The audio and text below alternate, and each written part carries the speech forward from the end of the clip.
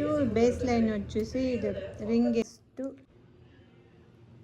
First base line వచ్చేసి ring బీడు, దాని సెంటర్లో బీడు, 5 చైన్ స్టిచ్ 2 టైప్స్ వేసుకొని 2 టైమ్స్ వేసుకొని సేమ్ ఇట్లా రింగ్ బీడు చైన్ రింగ్ బీడు. ఇప్పుడు రింగ్ బీడ్లోకి ఇట్లా వేస్తుంది అని చూపిస్తాను. ఇప్పుడు 5 అయినా ఇక్కడ 1 2 వేసుకొని డైరెక్ట్ రింగ్ బీడ్కి మనము ఇలా ఇప్పుడు చైన్ స్టిచ్ డబల్ లేయర్ 1 ఇట్లా 11 కానీ 12 కానీ 13 కానీ మనకి ఎంత రింగ్ బీడ్స్లో పడుతుందో అంత మనం వేసుకొని పోవచ్చు.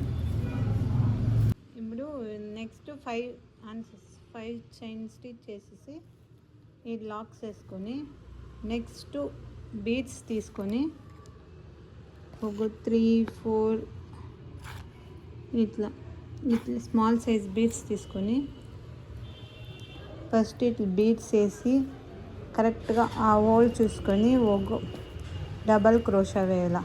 నెక్స్ట్ ఒక బీట్ గ్యాప్ ఇడిసేసి నెక్స్ట్ ఒక గ్యాప్ ఇడిసేసి నెక్స్ట్ ఒక డబల్ క్రోషా వేయాల. ఒక బీడ్స్ వేసుకొని ఒక హోల్ గ్యాప్ ఇడిసేసి నెక్స్ట్ దగ్గర ఇంకొక డబల్ క్రోషా వేయాల.